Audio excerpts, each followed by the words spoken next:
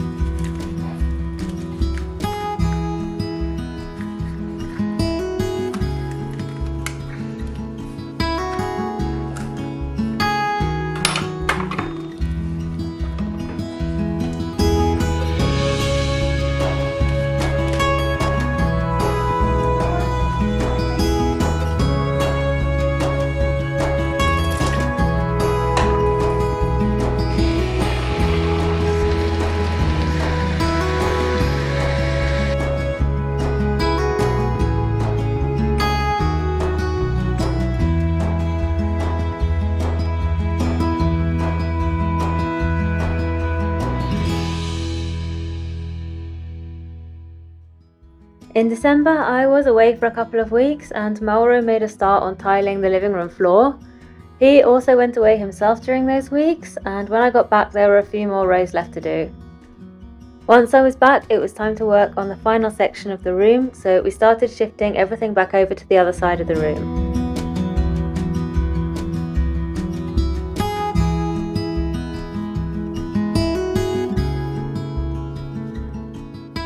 We've been trying to think for ages what to do with this little area under the stairs and try and make the most of the space. It's clearly a good space for storage because not much else can happen there, but we've been in two minds whether to try and build like a cupboard under the stairs or just put shelves. And I think what we finally settled on is building like one deep shelf at the bottom, which is deep enough to put some like plastic storage boxes under, and then just like normal wooden shelves going up. So we'll have shelves along this back wall that come out like the normal width of a shelf, and then in the little gap in front of that under the stairs we can wheel in this little table and wheel it out when we have guests or we want to play board games or anything like that. To support the first shelf, which is going to be low and really deep, the one that we're going to shove boxes under, we're going to put a few little bricks just to help support the shelf.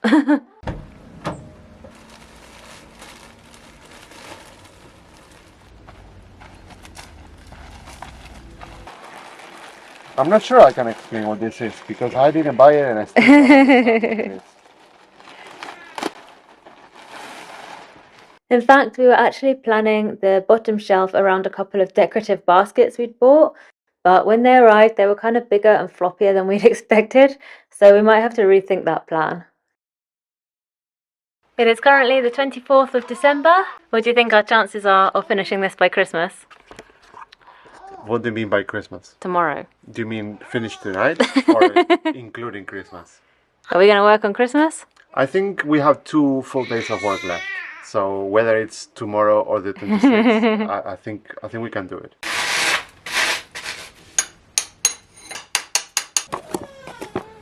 I'm doing small batches of adhesive because I messed up my shoulder a bit last week and I can't do like really heavy work.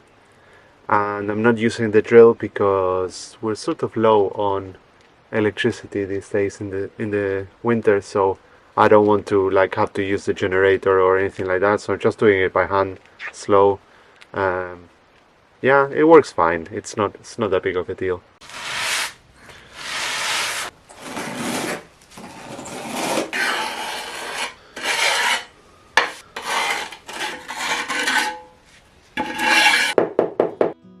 This is the third room we've tiled now, well, fourth if you count the little storeroom, which I did a couple of years ago. And one thing we've learned is that it always takes longer than you think, and keeping everything clean and neat as you go takes up a lot of time. But it is worth it if you don't want to spend ages scrubbing adhesive off the tiles later on, and also if you're still trying to live in the room you're working on. It's lunchtime, how are you doing? I've done these 2 rows, these last 2 rows. So maybe I'll do those. I'll do that one and those 2 edges, and I'm done. There's like 3 more rows. Yeah. Ish. I can't believe that now that I'm finished, I discovered this tool for like clearing the edges and like not getting all the gloves all dirty with cement. It's the perfect tool. Get a set of these like flexible spatulas.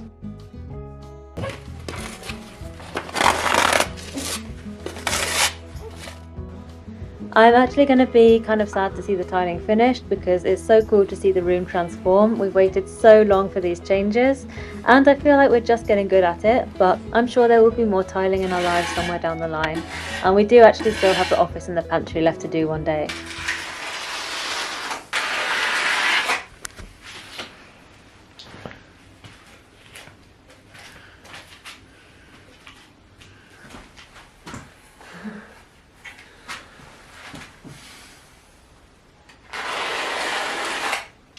And it says Santi on it. And this. For you, double. Of course. Oh, super warm socks.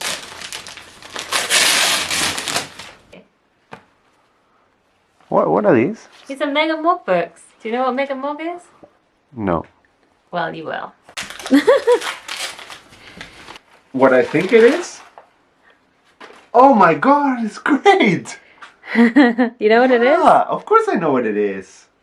This, I'm gonna put this next to my pizza oven. No, it's for the kitchen. It's obviously for our kitchen. Why is it for the kitchen? Do you know what it is? Yeah, it's a bottle opener. Yeah, it's for the kitchen. Yeah, or next to the pizza oven. No, it's for the kitchen. Okay. I guess it's your present then.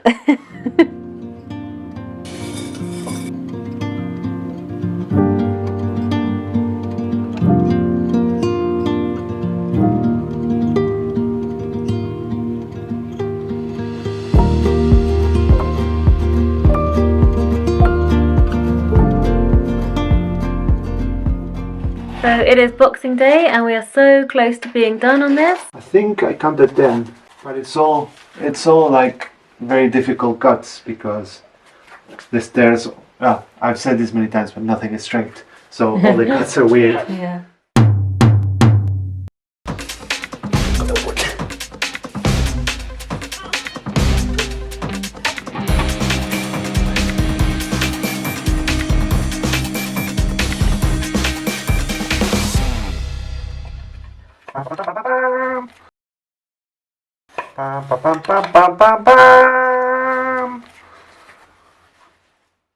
What is that? Like a builder's, carpenter's mechanical pencil. That is so cool. Because we're destroying all our good pencils on the walls, like, so, yeah. I'm trying to focus on the pencil, not your face. There we go. Okay, so we've been having a chat about what we want to happen with this area of the house and of the living room, and we decided that we're gonna do shelving here for books and board games and stuff like that, like all the nice things that have like a nice sides. We think will look good. And then on this wall we're gonna leave it for more, instead of just all shelving, more like random bits of shelving, like more decorative, and maybe like family pictures or like nice pictures that we have, more of a decorative wall. So yeah, difficulties. The main one is that the wall is not straight. What a surprise! If you've seen any of our videos, walls are not straight, not like this. That's not a 90-degree, but also not flat, I guess, in this case. Well, this one. Why not? Oh, what?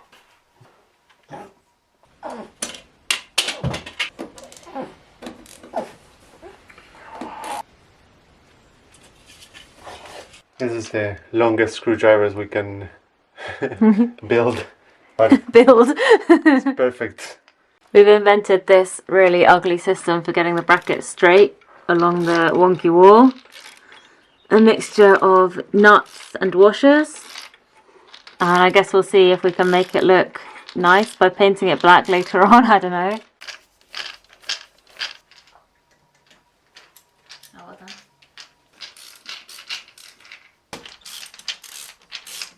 So today we're going to be making the shelves. As we often do, we're using floorboards as the wood material because it's just the cheapest wood that we can buy that's kind of straight and almost the right size for a shelf. The shelves that we're putting up at the moment, we want them to be quite deep so that we can put hardbacks and board games and slightly bigger things on. So I'm going to take 2 pieces of floorboard, join them with a little groove, and we'll have like double the width of the shelf. And there will be a little lip that is still hanging over the edge, so we'll have to cut that off as well.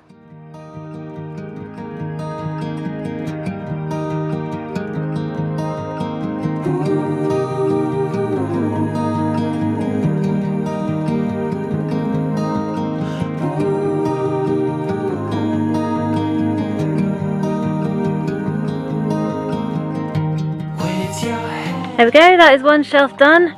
Now let's go and see if it actually fits and I've done all my measurements correctly.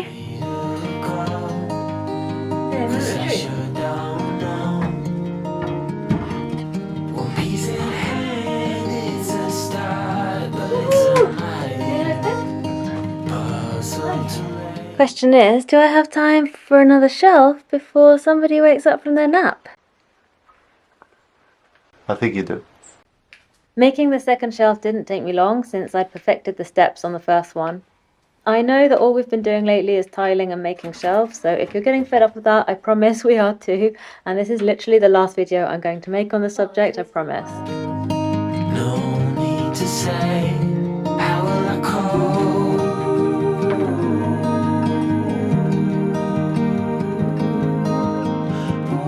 But just to wrap up this story of these particular shelves, the next step was to stain them a darker colour so that they fitted in with other furniture in the room. I then varnished them with several coats of marine varnish, and as you can see I did actually prepare 2 more narrower shelves as well, which are going to sit below the wider ones, as you'll see in a minute. So I've just put a layer of varnish on these shelves. It's my favourite marine varnish, it always works really well. I don't think we're going to be experiencing any condiciones extremas, but it always gives a really nice shiny finish and makes the wood really easy to clean, so I've done a layer of that. And then finally, before we could hang the shelves, we had to paint the wall behind them, and I don't know why I was determined to do this on this particular day when that side of the room was full of furniture which we'd moved out of the way of the tiling, but I had it in my head that I wanted to do it, so I did.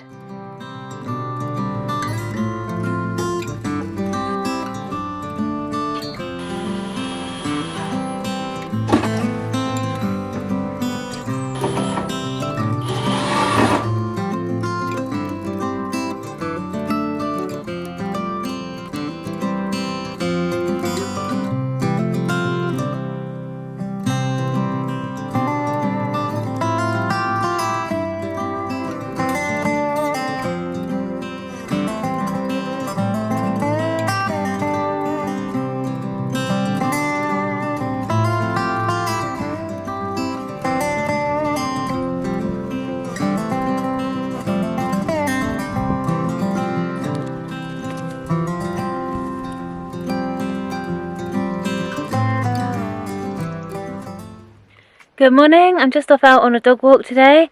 I'm on my own today and tomorrow actually because Mauro has gone to the city to a physio appointment. His shoulder's giving him trouble, I think he mentioned a little earlier, and he's taken that opportunity to pick up some friends who are visiting and see his parents and do a few other bits and pieces that we need to do, so he's going to be gone until tomorrow actually.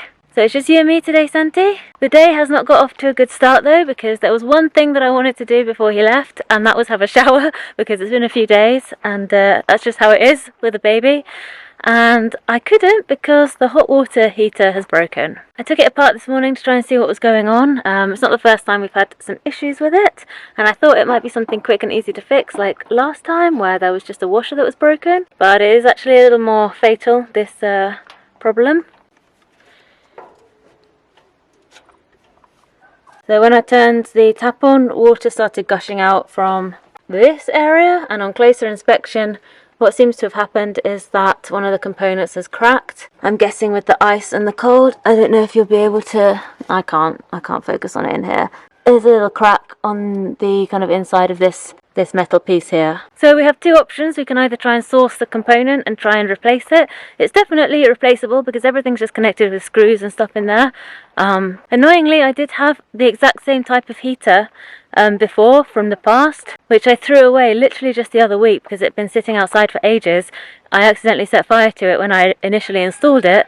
And I'd been keeping it for so long, thinking like, oh, you never know, I might need a part from it or something. And then a year went by and I didn't, and I just decided to throw it away in the end, which is super annoying because we could have got that part out of that old damaged heater. But we don't have that option now, so we either have to try and find that piece or replace the heater again. This is totally our fault because, as I mentioned in the previous video, our pipes do freeze occasionally during the night, and any water that's in the water heater will of course freeze as well, and that's what's cracked open this component and weakened it. What we should have done is drained the system on a cold night, left the tap open and turned the pump off so that there was no water sitting in the system to expand and crack.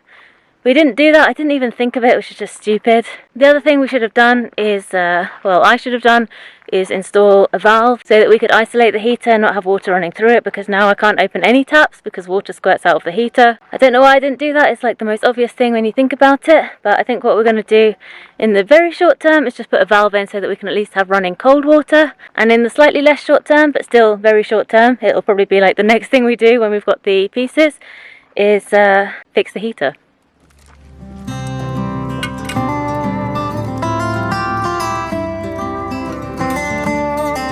Okay, I've just been having a look at this, and I think that if I can just disconnect the water intake from this other bit here, then I can reconnect them and like bypass the heater so the water's not going through the heater, and then at least we can have cold running water in the house.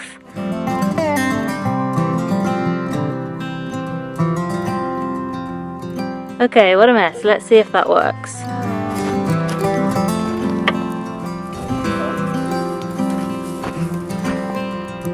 Well, no leaks, so that's good.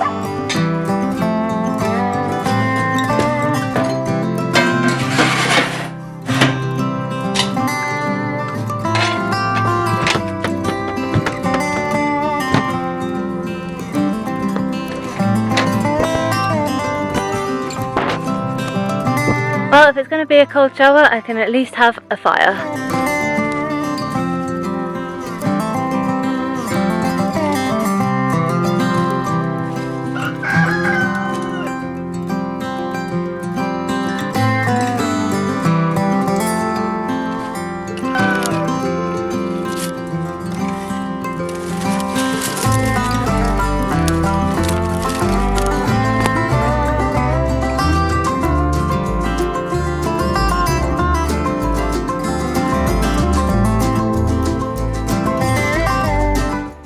Cold.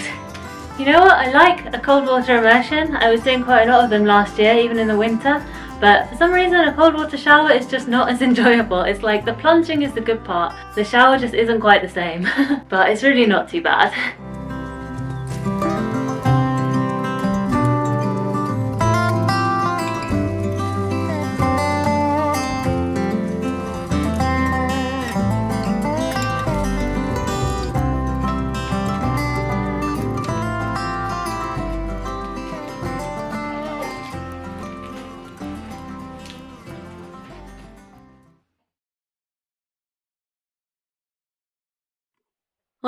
Wow, so I have just got back from the hospital.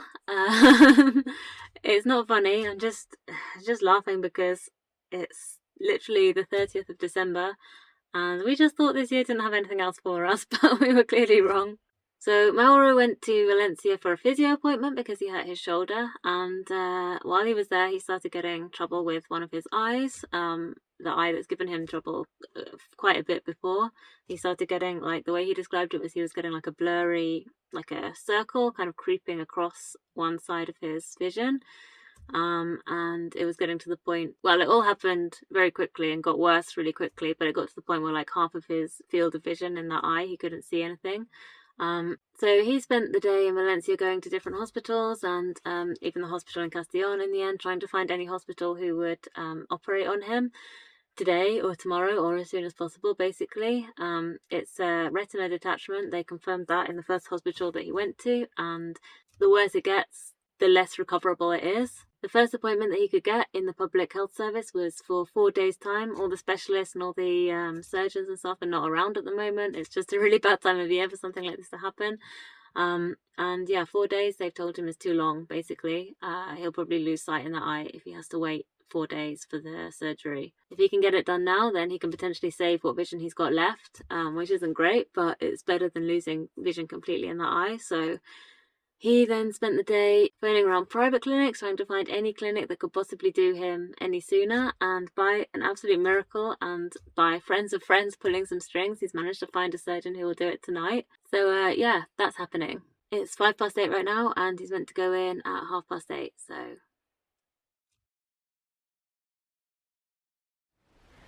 How's life going for you at the moment?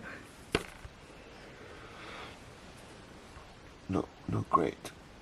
I'm in pain, and I have to be face down all day. Not very comfortable.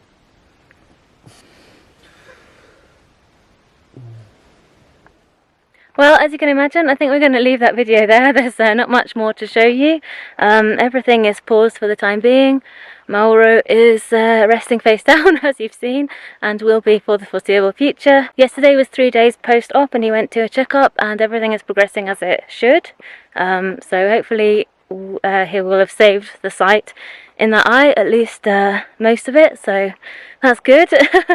I mean, it's bad, but it's obviously good as well. So yeah, we're just kind of counting our blessings and hoping that everything continues to go as it should and heals correctly. I think the scariest thing is that, like I said, the public health system couldn't do this surgery for about 4 days, so we had to find a private clinic that would do it, and obviously we had to pay out of pocket for that, and we almost didn't have the money, and we almost wouldn't have been able to do it, but we managed to scrape it together and then finance the rest. And the scary thing is, if we hadn't been able to afford it, then he probably would have lost sight in that eye. And we later found out that we can probably hopefully reclaim that money from the public health system if we show the right documents and stuff. So hopefully we can do that, but it's just scary to think that if we hadn't been able to suddenly cough up 2,000 euros on the spot, which is what they were asking for, we wouldn't have been able to do that surgery, and we wouldn't have known that you could claim that money back. So yeah, it's just scary to think about. Anyway, everything is looking like it should now. It's yeah, it's just tough because Mauro can't do anything. Obviously we haven't done anything on the house. That's all paused for now. We're just in survival mode again and hoping that the recovery carries on going smoothly. It could be about a month that he's out of action. We're not really sure. They haven't been that clear. They've been a bit vague, but we're going to checkups every week, so hopefully everything carries on going well and we don't have any more unexpected surgeries next year. This year, it's now 2024, so fingers crossed this year goes a little better for us. Anyway, I think that's it. Thank you for watching this video, and we will see you in the next one.